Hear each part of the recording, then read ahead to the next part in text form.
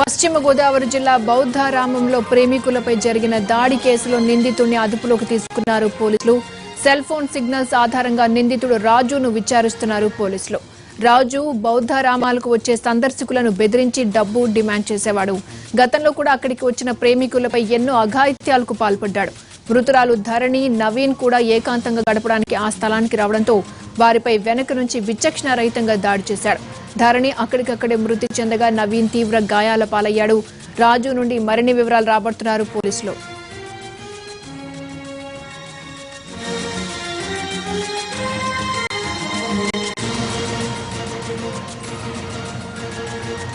దీనికి సంబంధించి పూర్తి సమాచారాన్ని మా ప్రతినిధి మల్లికార్జున్ అందిస్తారు. మల్లికార్జున్, చెప్పండి, ఈ కేసు డీటెయిల్స్ ఏంటి?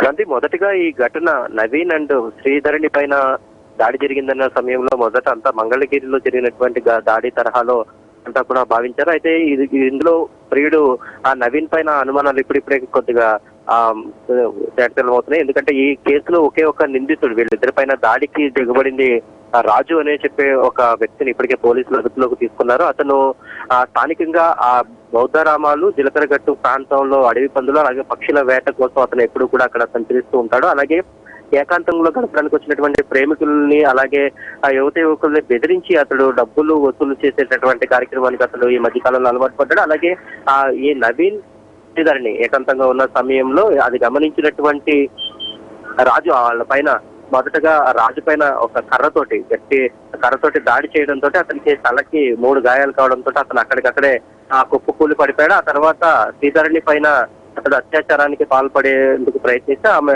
తీవ్రంగా ప్రతిఘటించింది. ఆ సమయంలో వాళ్ళిద్దరికీ మధ్య కూడా పెనుగులాట జరగడంతో ఆమెను కూడా కర్రతోటి గట్టిగా కొట్టడంతో అక్కడికక్కడే మృతి చెందింది. అయితే ఈ రక్తపు మడుగులో పడి ఉన్నటువంటి ధరణి పైన మొదటిగా ఆమె పైన కూడా కత్తిపోట్లు అలాగే ఏదైనా జరిగిందేమో అని పోలీసులు కూడా భావించారు. కానీ ఆమె ఒంటిపైనటువంటి బ్లడ్ శాంపిల్స్ అన్ని కూడా నవీన్ కి చెందినటువంటి బ్లడ్ శాంపిల్స్, అంటే అతనికి తల పగిలిన తర్వాత అతను ఈ వీరిద్దరూ కూడా మరణించారు అని కన్ఫర్మ్ చేసుకున్న తర్వాత రాజు అక్కడి నుంచి, నిందితుడు ఎవరైతే ఉన్నారో ఆ రాజు అక్కడి నుంచి వెళ్ళిపోయాడు. ఆ తర్వాత కాస్త స్పృహలోకి వచ్చినటువంటి నవీన్ ఆ ధరణిని అక్కడ తనని మేల్కొల్పేటటువంటి ప్రయత్నం చేశాడు. ఆ సమయంలోనే అతని తలపై ఉన్నటువంటి బ్లడ్ మొత్తం కూడా ఆమె ఒంటిపైన పడినట్టుగా పోలీసులు భావిస్తున్నారు. అయితే ఈ కేసులో చాలా కీలకంగా నిలిచింది మాత్రం మొబైల్ డంప్ టెక్నాలజీ అని చెప్పాలి. ఎందుకంటే ఆ సమయంలో ఆ ప్రాంతంలో ఆ సెల్ ఫోన్లు ఎవరెవరి దగ్గర ఉన్నాయి అనేటటువంటి సమాచారంతో పోలీసులు నిందితుడిని గుర్తించగలిగారు.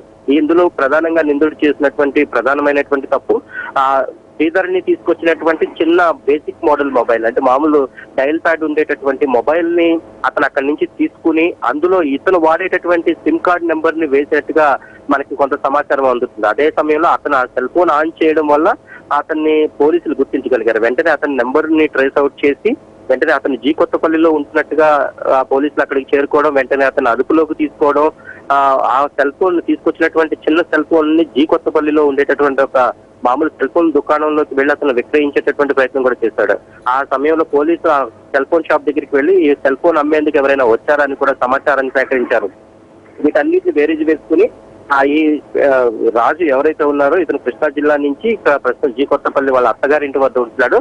అక్కడి నుంచే రోజు వేటకు వెళ్తున్నట్టుగా చెప్పి ఈ ప్రాంతంలో జీలకర్రగూడెం ప్రాంతంలో వచ్చేటటువంటి యువకులను బెదిరించి డబ్బులు వసూలు చేసేటటువంటి ప్రయత్నం చేస్తుంటాడు.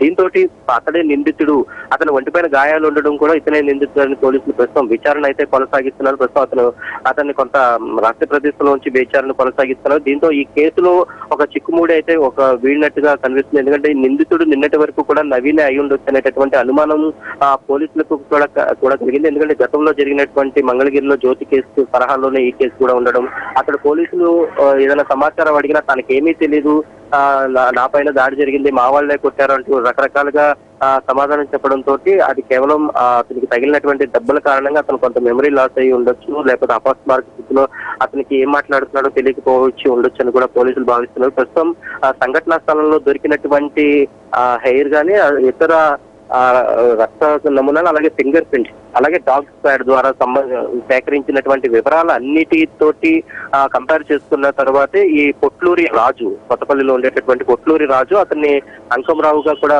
పిలుస్తుంటారు. అతను అతడే నిందితుడిగా ప్రస్తుతం భావిస్తున్నారు.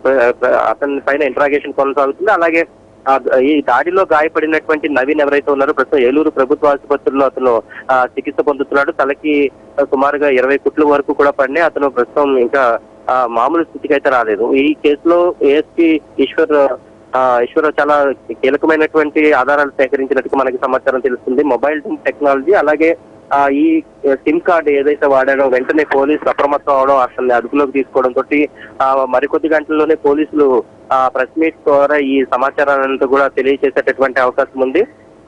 ఇందులో ప్రస్తుతానికైతే ఈ కేసు చిక్కుముడి వీడేటటువంటి అవకాశం ఉంది. ఓకే మల్లికార్జున్.